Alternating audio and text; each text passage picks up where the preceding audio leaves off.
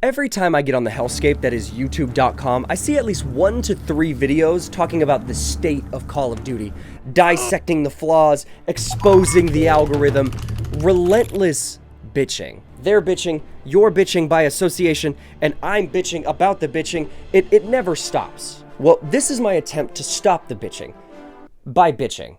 But I'm trying to make a point here, just hear me out. Now, this video is going to be broken up into 2 parts that can be watched separately. One does not need the other to be understood on its own. This part will have my argument as well as some suggestions and alternatives, while my next part will have me checking out some of those alternatives for myself. I see a lot of people suggesting COD likes online, and I didn't fully understand how different those games are to actual COD until I started trying to play them for this video.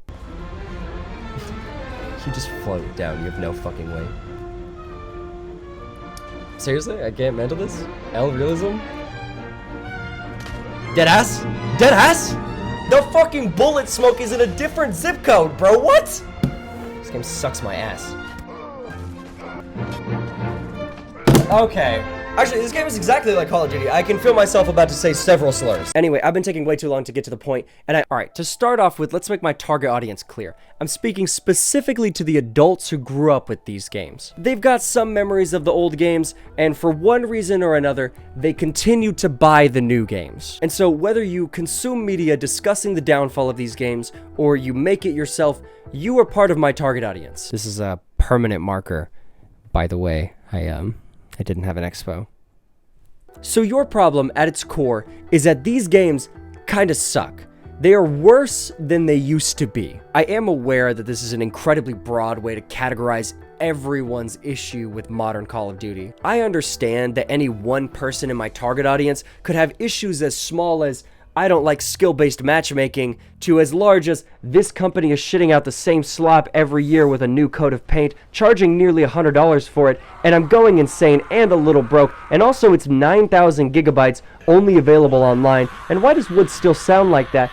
But my solution is quite simple. What if you just stopped buying these games? And alternatively, what if you just bought the old ones? There's more to it than that, just stick with me. Imagine a world with blue skies and green pastures and no JoJo Siwa music.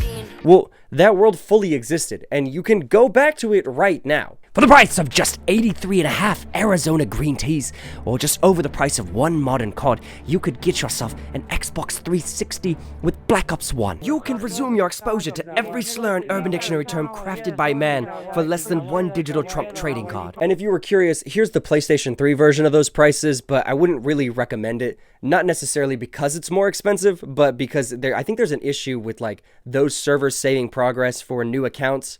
And to my knowledge, that's not an issue on the Xbox. I could be wrong, though. But in so many words, what I'm trying to say is that these older games are loads cheaper, the servers are still up and running, and if you're one of these people talking about, oh, Call of Duty is not what it used to be, then you can go back to literally what it used to be. And if you're new to the franchise, I implore you to go check out these older games and see how they measure up. It's insane to me that Activision will shit out a game like last year's Modern Warfare 3, everyone will complain about it, and then they'll drop a frankly mid-tier game like Black Ops 6, and everybody just rejoices.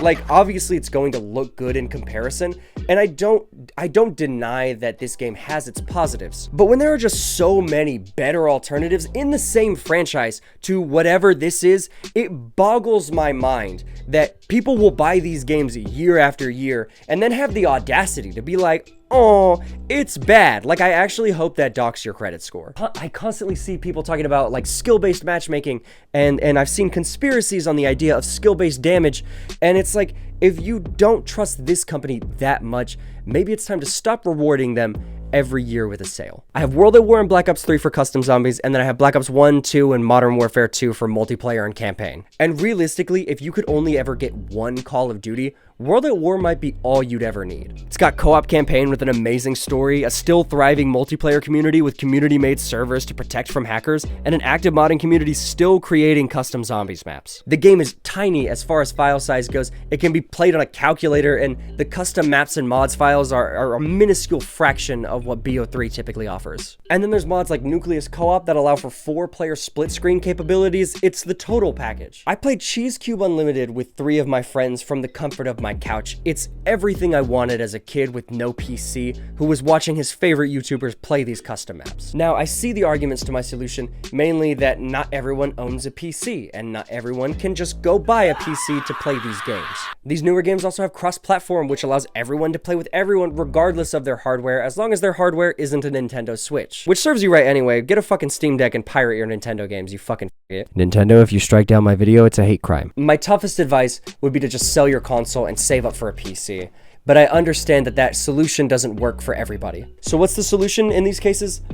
Buy different games, man. There are so many better alternatives to Call of fucking Duty, dude. Better zombies games, games with better multiplayers, games with miles better solo campaign experiences. Even if you only have $70 a year to spend on a video game, the very last game you should be getting is the newest Call of Duty. Even if you had all the money in the world, shoveling your money directly into a fireplace would probably be a better use of that money than the newest Call of Duty. And I know that suggestion is difficult to hear for people who grew up with the series, for people who really care where the franchise goes. I was one of these people for a very long time. I realize that just don't play is not a one-size-fits-all solution. I am aware that people will stay in an unfavorable situation, receiving dissatisfying results in order to produce a change in the thing that they love. However, and maybe I'm just cynical, but I truly believe that staying away is the only way to get this situation specifically to change. Overall, the hardest pill that I'm trying to get you to swallow, the here comes the airplane to your Twin Towers, is that you need to branch out, break away from Call of Duty. I'm not even telling you to touch grass, bro, just play a different game. It doesn't even necessarily have to be brand new. I'm head over heels for Oblivion right now. Halo Infinite has a pretty awesome multiplayer that's entirely free, and Skir Ritual has done a pretty solid job at recreating the round-based zombies experience with its own unique quirks. There's options, man, go find them. You might find your new favorite thing, and you might fix your old one in the process. Anyway, I'd like to hear your thoughts on this as well. Tell me I'm a fucking idiot. Tell me I'm a genius. Tell me the last 4 digits of your social security number. But in the meantime, I'll be working on that second video where I actually try out the alternatives to Call of Duty. So I hope to see you guys there for that as well. I'll catch you guys next time.